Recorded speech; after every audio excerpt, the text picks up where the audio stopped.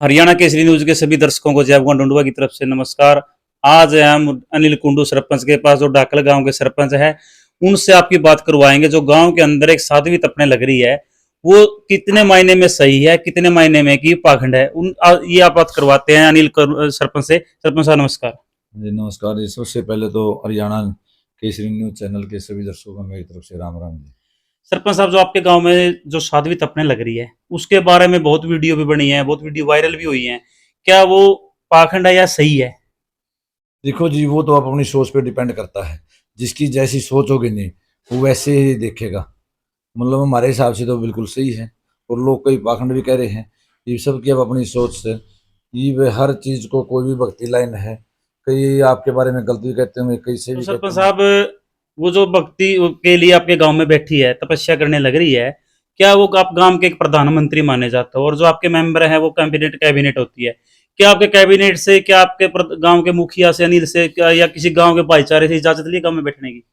देखो जी, जिस टाइम वो बैठी उसने कोई इजाजत इजाजत नहीं ली, क्योंकि वो अब से 3-4 साल पहले भी यहाँ तपस्या करके गई थी। तो उसने हमारे गांव का जो माहौल है वो अच्छा लगा, और उसके देखते हुए वो दोबारा आगे तपस्या करने लग गई। इजाजत लेनी चाहिए थी सरपंच साहब।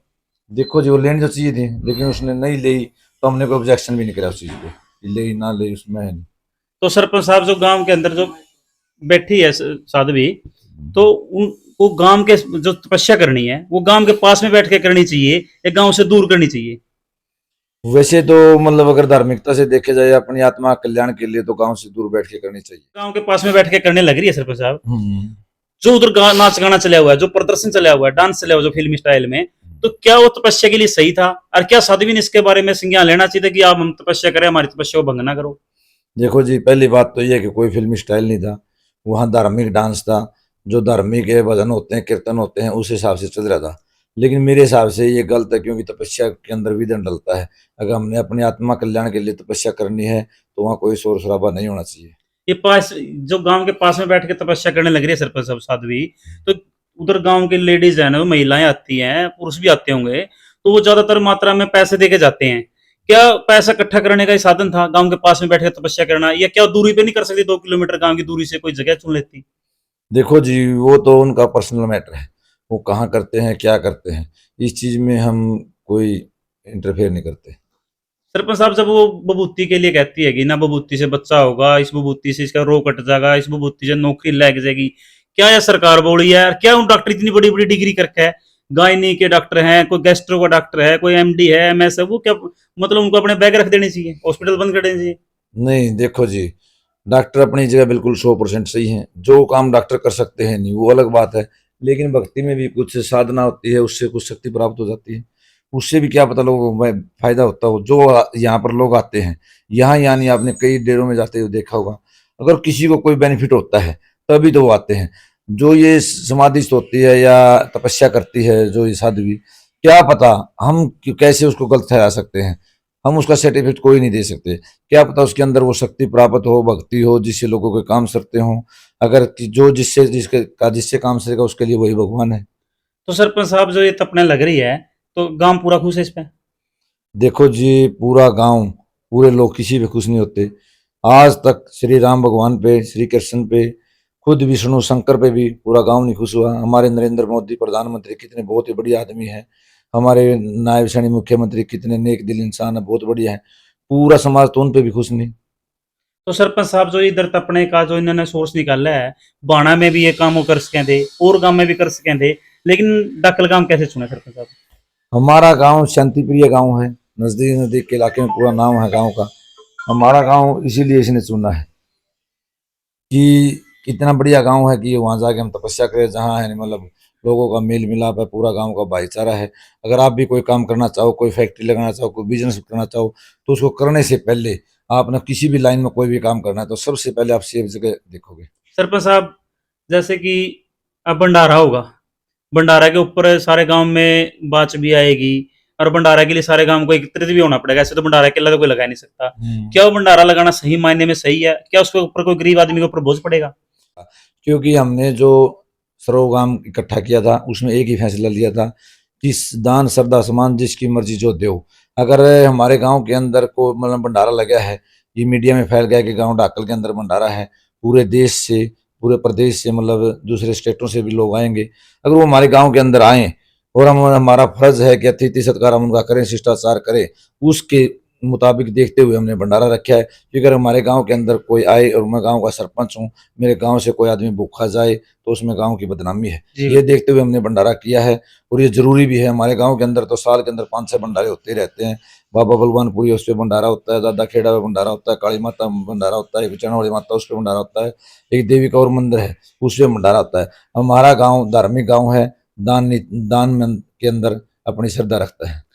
सरपंच साहब एक बात और, जब बहुत ज्यादा महिलाएं आती हैं, आजकल महिलाओं का दौर ज्यादा है और वो महिलाएं आती हैं, और जब भी महिलाएं आती हैं, मैंने भी खुद देखा है कि वहां जाके एक दिन कि वो मुट्ठी में पैसे कोई 50 रुपए को, 100 रुपए, 200 रुपए, 500 रुपए लेके आते हैं और वो उधर साध्वी को देते हैं, झाड़ा लगवा के चलते हैं। तो क्या उससे साध्वी ने गांव जो पैसा कलेक्शन होने लग रहा है, क्या सरपंच साहब गांव के सामने उसने ये रखे कि मेरे पास इतने पैसे भंडारा में, मैं आपका योगदान दूंगी, दिल से दूंगी?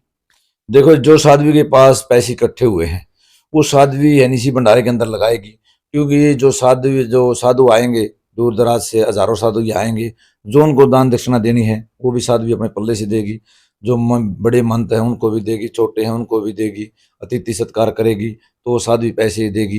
जो इसके पास भंडारे के नाम से 3 लाख रुपए इकट्ठे हुए हैं उसने भी हमारे को सौंप दिए, वो कोई प्रॉब्लम नहीं जी। सरपंच साहब अनिल कुंडू जी, बहुत से लोगों का मोहिद्दे जी ये कहना है कि ये सिर्फ और सिर्फ पाखंड है। कुछ जो शिक्षक लोग हैं उनका कहना है कि ये पाखंड है, कुछ धार्मिक लोगों में कह रहे हैं कि ये साधना है।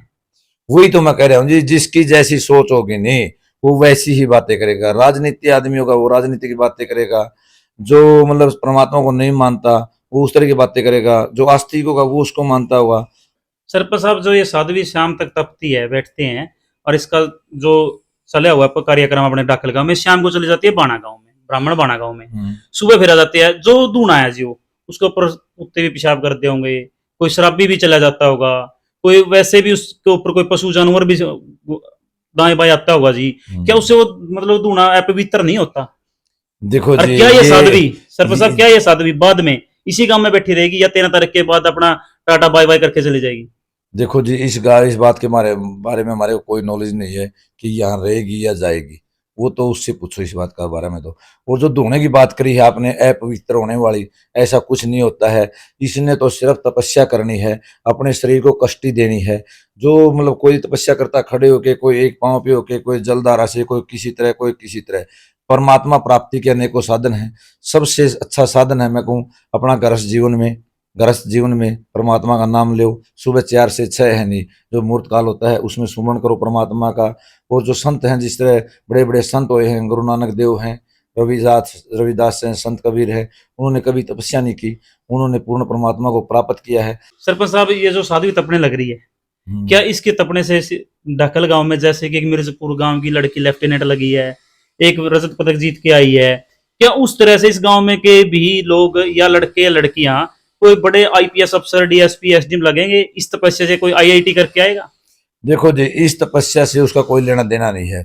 जो आईपीएस से, आईएएस, एचसीएस अफसर लगते हैं वो लगते हैं अपनी मेहनत से। वो पढ़ाई जरूरी है उनके लिए। वो हमारे गांव के अंदर लाइब्रेरी है, बहुत बढ़िया स्कूल है, और हमारा गांव है नहीं इलाके में नंबर 1 पे है। पूरा जो भी हरियाणा है नहीं, हरियाणा के अंदर जितने आईएएस और पीएचएस जींद डिस्ट्रिक्ट के हैं नहीं उतने कहीं के नहीं, और जितने जींद डिस्ट्रिक्ट में नरवाना हल्का के, नरवाना तहसील के हैं, मैं दावा करता हूँ उतने कहीं के नहीं। तो हमारा क्षेत्र शिक्षा के क्षेत्र में बहुत अग्रणी है, लेकिन साधुओं का मान सम्मान भी एक हमारा फर्ज बनता है।